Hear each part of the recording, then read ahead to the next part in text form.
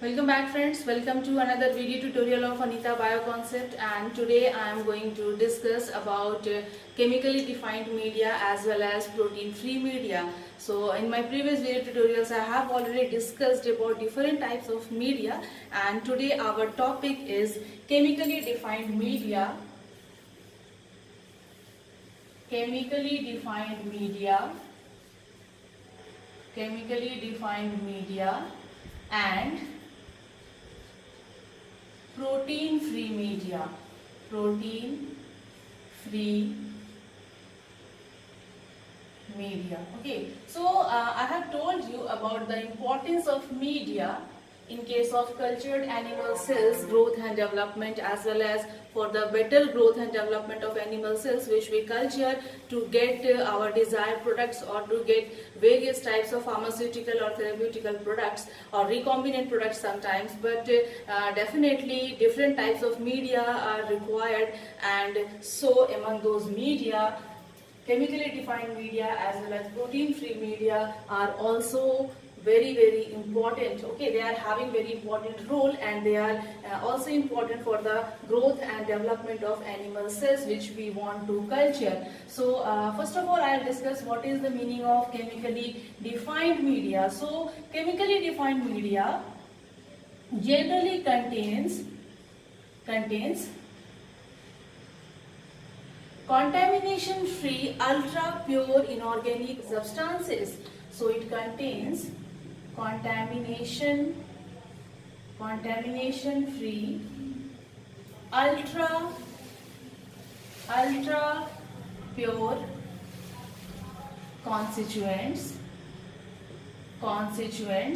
and protein additives also. So it contains contamination free ultra pure constituents as well as pure protein additives, just like insulin as well as epidermal growth factors, just like your insulin as well as EGF, means epidermal growth factors, etc. And these proteins are basically known as recombinant proteins because they are being produced inside a yeast, as well as in case of genetic engineering means or technology. So these are better known as recombinant proteins. So what we have seen here, we have seen that chemically defined media does contain contamination free ultra pure constituents. And what are the various constituents? Definitely it may contain pure protein additives just like the recombinant proteins. Why recombinant proteins? Because these proteins have been produced, or these proteins are being produced in a recombinant way. In a recombinant way means inside yeast or in bacteria. So they are known as recombinant proteins. Why the name chemically defined media is being given to this type of media? Now the question arises, why this name is being given? Because whatever chemicals or constituents it contains, this is well known, and in what concentrations also, it is also being well known. So that's the meaning of chemically defined media, means whatever the chemical constituents which are present in this type of media, they are well defined with respect to the concentration as well as their name. What type of media, what type of constituents, what are the different constituents, and in what concentrations it is being well known, and so it is known as chemically defined media. That's the actual meaning of chemically defined media, means it is defined chemically, and this chemically defined media means it is the growth medium in which, in a very simple way, we can understand it by getting the point that all of the chemical constituents which are present in this type of media, they are well known, means we know already that what type of constituents are present and what is their concentration. So this is known as chemically defined media. Okay, means it is that type of growth media in which all of the constituents and their concentrations are well known. Next, this is one of the important point, and next important point is, so for this type of media must be free of animal derived proteins. So this type of media, means chemically defined media, should be free of animal derived protein. Why it should be free from animal derived proteins? Because if it contains animal derived proteins, then obviously its concentration will not be determined. So to know the concentrations of all the constituents, this media should be free from animal derived proteins, or this media is free of animal derived proteins, or better say components. Okay, so we have seen that should be free of animal derived proteins as well as components, and the most important point is that it do not contain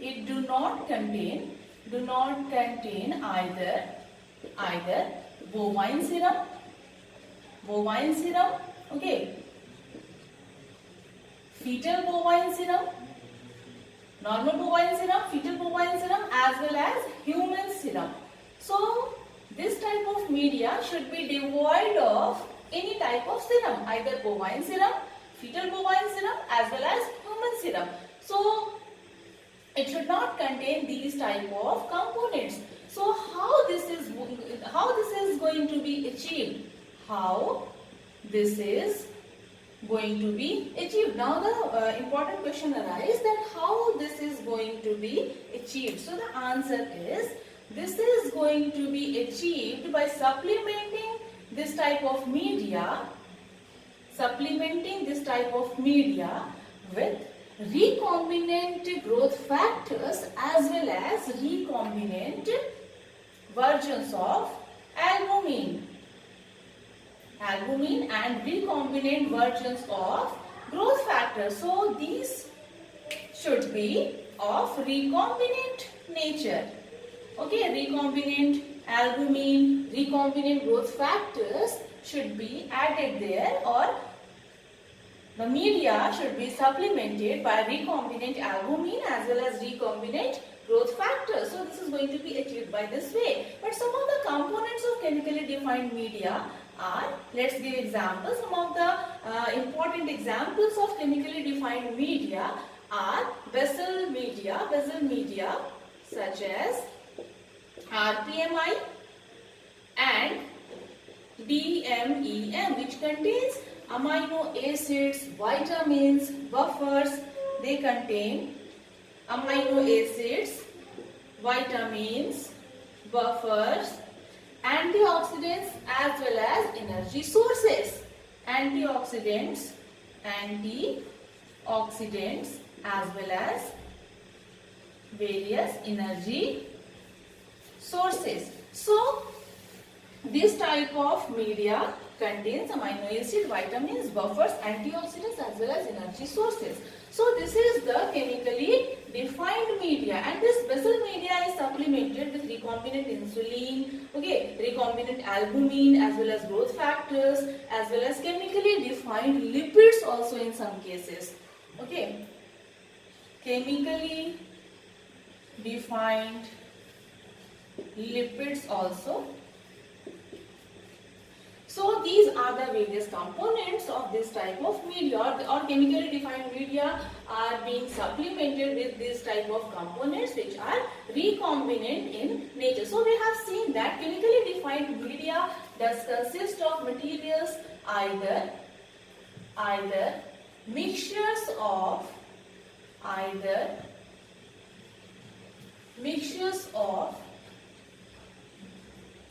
characterized and quantitated ingredients or molecularly homogeneous ingredients, okay, or molecularly homogeneous ingredients. Okay, so in molecular homogeneous ingredients. So this type of chemically defined media does either contain mixtures of characterized and quantitated ingredients, or it may contain molecular homogeneous ingredients. Okay, now I am going to discuss about that what are the different plus points of chemically defined media. Okay, where the concentrations as well as the name of constituent, what type of constituents are present, we are knowing in a well-mannered way, and what are the positive points, what are the advantages of chemically defined media. So first advantage, it is having reproducibility. It is having reproducibility, and there is also a control of performance. Control of, this is very important point, control of performance in cell cultures, in cell culture productivity, cell culture productivity. So this is very, very important point. Okay, as well as the second most important point is that the culture product is also getting enhanced if we use chemically defined media. So the second advantage is product quality is getting enhanced or increased. Okay, as well as communication and transfer of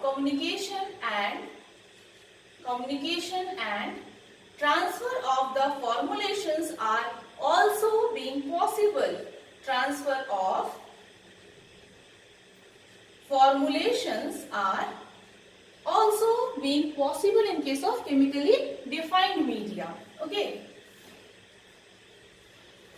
One important point is that its reduced cost, means the cost is reduced because fetal calf serum can account for up to 85% of the overall cost of medium for large scale culture.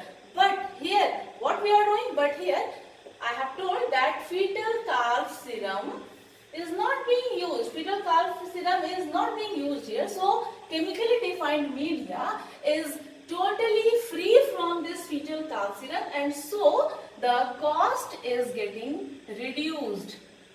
Cost is getting reduced. Okay, got it? Cost is getting reduced. Why? Because in this chemically defined media, we are not using any animal constituent or animal derived components are not being used. And we know that in case of 85% cost is the 85% is of what? 85% is of fetal calf serum. But here in case of chemically defined medium components are well defined and concentrations are also known. So researchers can work easily without facing any problem of variability. So another point arises, another point or plus point or advantage of this type of media arises that there is no effect of some unknown component also.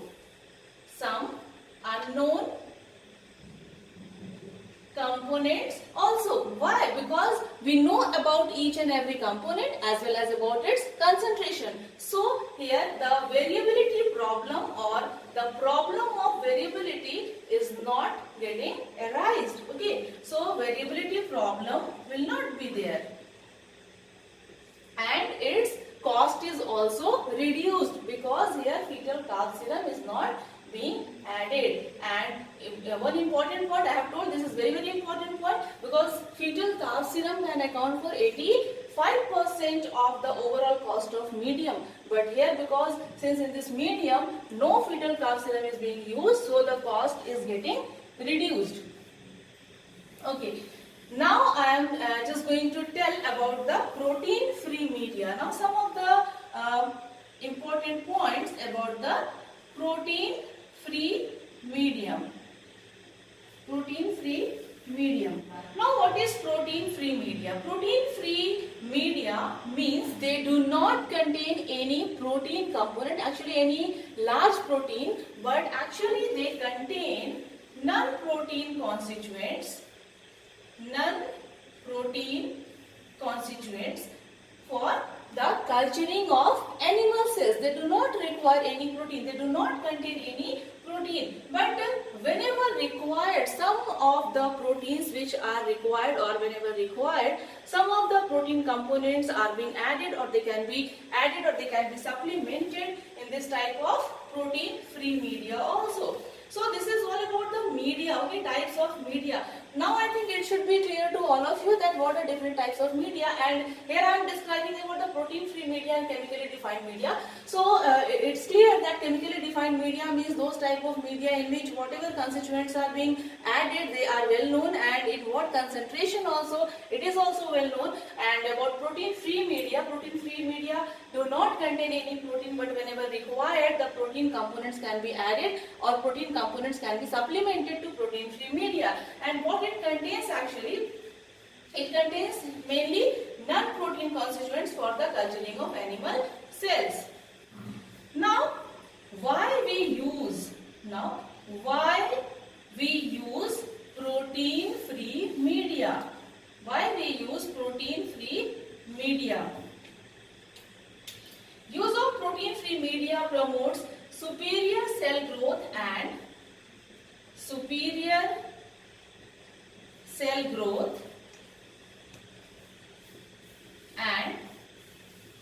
protein expression. These are the main two reasons for that we use protein free media. Means superior cell growth is there due to protein free media, as well as protein expression is very good. Proteins are expressed in a better way. For example, MEM, minimum essential medium, as well as RPMI 1640. This means Roswell Park Memorial Institute. RPMI stands for Roswell Park Memorial Institute 1640. So these two protein free media are well known, or these are popularly being used as.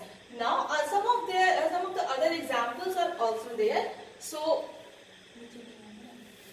okay, now some of the other examples are F10, F12, CMRL 1066. These are other important protein free media which are in common or general use. So this is all about chemically defined medium as well as protein free medium. Chemically defined medium is those type of medium in which the chemical constituents are being well known, and in what concentrations also. And protein free media means these media are free from any type of large or any type of protein, but whenever required, some of the proteins are getting supplemented to this media, or this media can be supplemented with various types of proteins which are being required for the animal cell culture, means for the growth and development of animal cell. So if you like this video, please subscribe my channel and share it with your friends. Thank you.